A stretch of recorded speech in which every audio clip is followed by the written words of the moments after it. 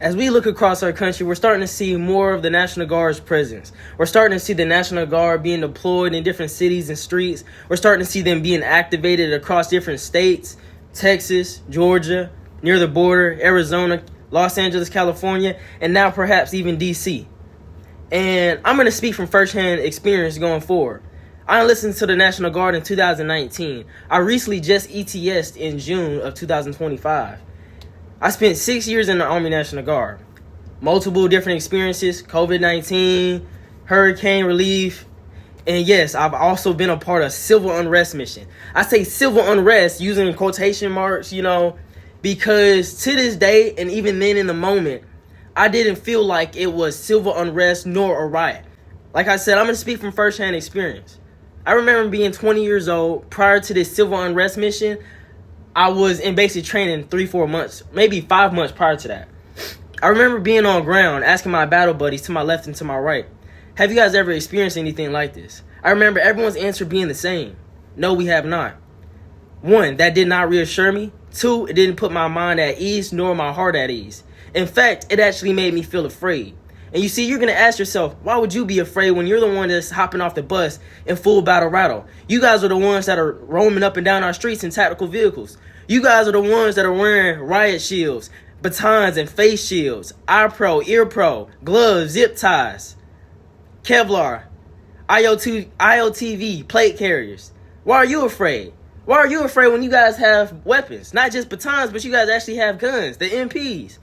I'm afraid not because of what you could do to us, but what we could do to you, the civilians. I remember being there, standing total line with my brothers and sisters, 10 of us deep across the street, going against one protester, ended up turning into 10, 15, 20. And I remember vividly, this guy to my left, I was in earshot of him saying, come on, please come over here. I will bust your head in, swinging his baton at his hip. And that's the kind of troops you guys want to support. Those are the kind of troops you guys want to have on your streets. Those are the kind of troops that the U.S. Army, that the military want to represent. And mind you, I'm fresh out of basic training, like I said, prior to this mission, I was in basic training just learning how to be a soldier. And I was in earshot of this guy. Think about it. This is a U.S. soldier saying this against the citizens of the United States. Please come over here and I'll bust your head in. But that's the people that you guys want to support. You see, as a citizen, you don't know the full story. You don't know the minds and hearts of every soldier. You just see them in uniform. You see them representing this great nation. You see that representation, but you don't understand. You see, there's those soldiers like that, they come a dime a dozen. They're in every city, every unit. They're everywhere across the country. And you know what? Right there, 4, 5, 6, 7 days being there in Atlanta, defending the CNN building, the Skyview, the State Farm Arena, defending the Capitol here in Atlanta. One thing stood out above it all. The news, the outlets, these certain influencers on social media, these certain politicians, they want to spin and, weaponize a narrative against the citizens of America and say, these are riots. This is civil unrest. I remember showing up out there, hopping out on the bus, going to the base, say, 7 a.m., 8 a.m., 10 a.m., 1 p.m., 4 p.m., 5 p.m., 7:30 p.m. And most of the day, majority of the day, those protests are peaceful. But yet, these news stations, politicians, and these influencers will spin it in a way to make it seem like, oh, these people have lost their minds. Oh, these people have really gone off the rails. This is what they call peaceful? When they show a 30-minute clip of things being set on fire? I'm not advocating for violence, but get this understood, and please understand it. It's the onesies and twosies that are out here causing destruction, chaos, and violence. It's the onesies and twosies, the bad apples that spoiled the bunch, and yes, indeed, they did.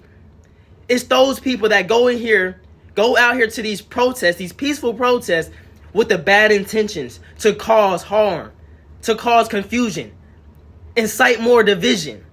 They're the ones out here that want to pit us against our neighbors.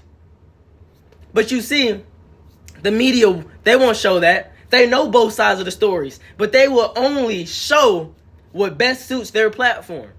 I'm not up here to advocate for the National Guard. I'm not up here to advocate for all protests. I'm not at every single protest, but what I can guarantee you is that every protest is not civil unrest.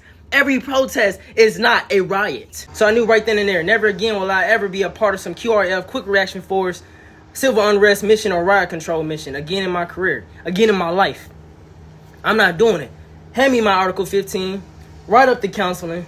I bring my own pen to the meeting, not me. So when Trump said before he was elected, use and deploy the Army National Guard onto our cities and streets and clean up America and get this country back on track, I took him at his word because I've been there, done that. Mind you, remember the guy that I said I heard in earshot? Those people come a dime a dozen throughout this organization and countless others. Remember what he said. Please come over and I'll bash your head in. Waving his baton at his hip. Please come over here and I'll bash your head in for you speaking the truth. First Amendment right, freedom of speech, that's a weapon. It's a weapon that people with power and people with actual weapons like batons and guns don't like. Because you see, with that freedom of speech, you can really change the world, but that might be going a little bit too deep. I took Trump at his word, and so when he took office, I took off.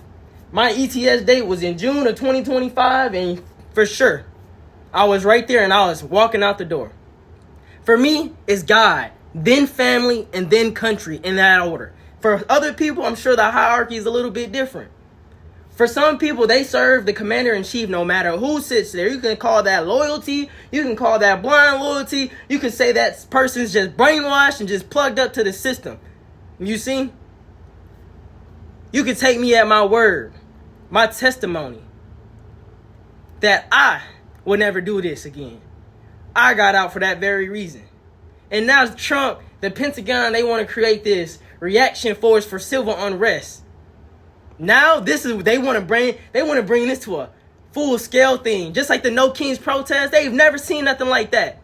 Now they want to create something like that for the National Guard. Been there, done that. I've been a part of a small QRF mission. I would never do that again because there was conflict in my heart. I didn't think I should be here standing toe to toe against my people. I say my people, not a black and white thing, not a Latino, non-Latino, Hispanic thing. I say this as a humanity thing, as a U.S. citizen thing, as a people to people, my neighbor thing. That's what I say it as. So I took him at his word. And that's why I'm out today. So you can either write me off like you guys do all these other veterans and say, hey, we support you when you're aligned with the system. But as soon as you put yourself against the system and you speak out against injustice, we no longer support you. Yeah, you're a veteran, but you're a veteran that probably didn't learn nothing. You're a veteran that's probably just a POS soldier, perhaps. Or you can write me off, or you can actually listen to my testimony, listen to my message, and take me at my word. You decide.